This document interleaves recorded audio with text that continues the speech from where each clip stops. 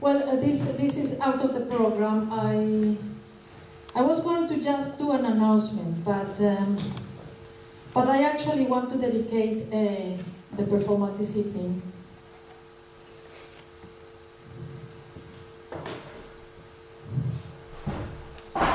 to my eldest sister who died 1 week today. I didn't want to say anything because I don't want to appear like playing with your emotions, but yes, she passed away 1 week ago.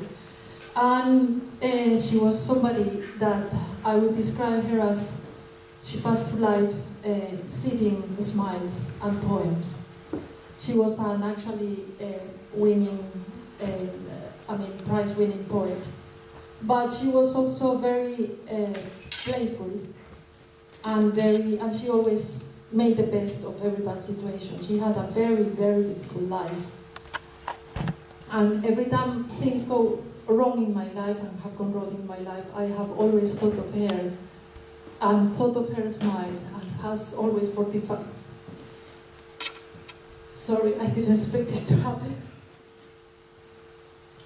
But anyway, since she died, she passed away and I'm sure she's enjoying having a great time wherever she is. I've had all sorts of technical disasters. Everything, not everything, but nearly everything that could have gone wrong with my electronic equipment more or less has gone wrong over the last week. And I have thought that she's been playful. And today hasn't been the exception. So it's not that the Birmingham airport has suddenly moved next door when we start the slideshow. It's a technical problem that we were trying to deal with the whole afternoon, but no luck. So apologies, it's going to be very noisy in an unpleasant way, but that's what we have.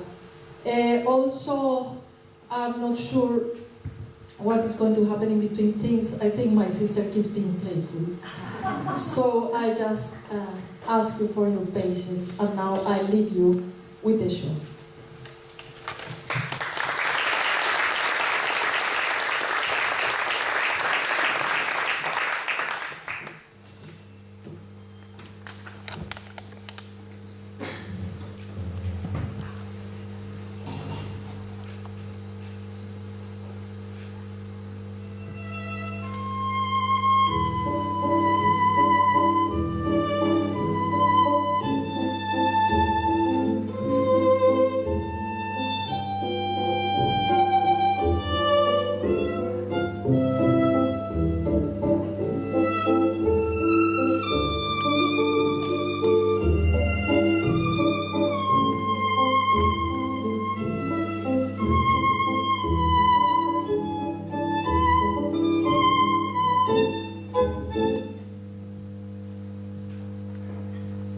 Tango was born sometime during the second half of the 19th century on the muddy shores of El Río de la Plata River, between Argentina and Uruguay. The rich estuary of the Paraná and Uruguay rivers supports the densely populated capital cities of Buenos Aires and Montevideo. The word tango might have come directly from the tango andaluz, a variety of Spanish music popular in Buenos Aires around that period, but most probably came from the African word tango, meaning both enclosure and drum. Black slaves populated the banks of El Río de la Plata for 300 years. They danced their candombe at the sound of their drums, initially out in the open, until perhaps, understandably, after such display of flesh, and according to the mores of the time, they were banned from public places. They continued dancing, however, in their tangos or enclosures. They practiced what became known as cortes, or cuts, a sudden change of direction during a march, and quebradas, breaks, referring to the bending of their bodies towards each other, which gave to their dance a particular eroticism. By the 1870s, a combination of having been used as cannon fodder, the yellow fever epidemic of 1871, and one good thing, freedom. They disappeared from the arable land and the workforce. Argentina was a country over 100 times the size of the UK and highly unpopulated.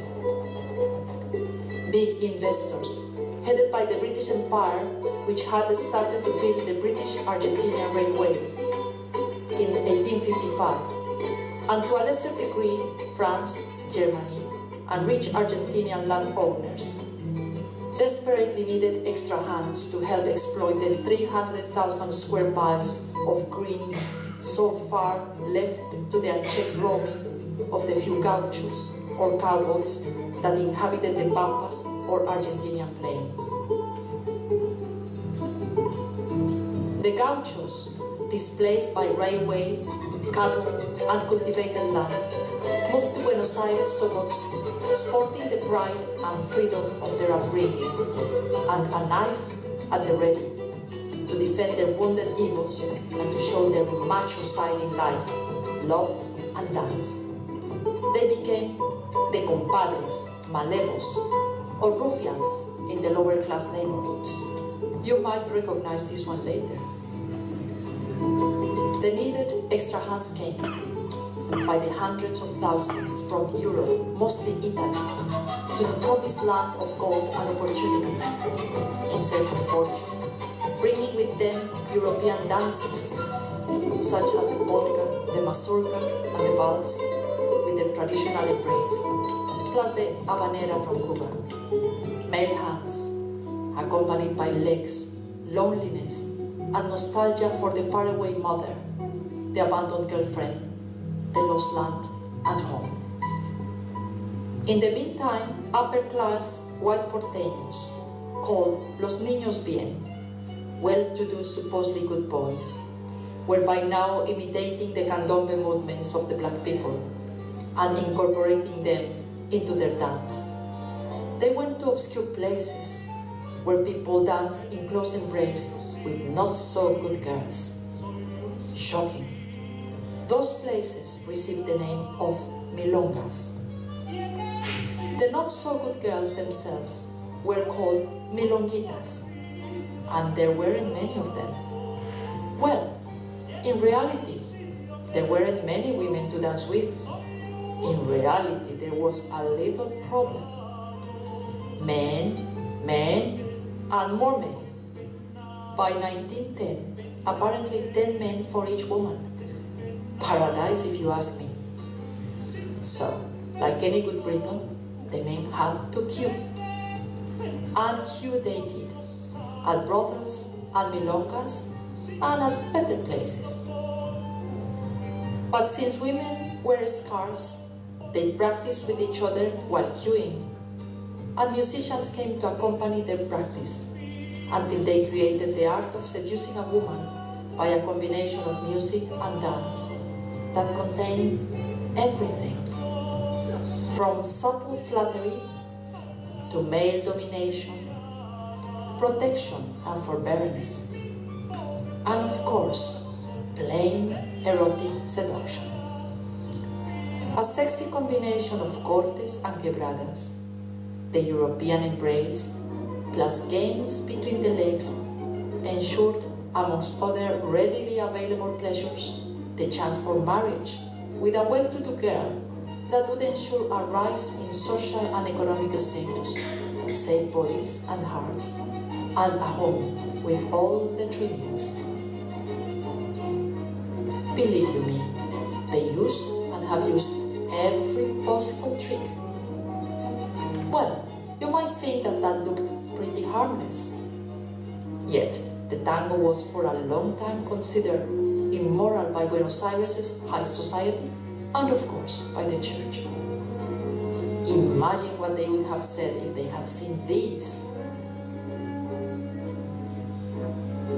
Some people call this sexy, passionate.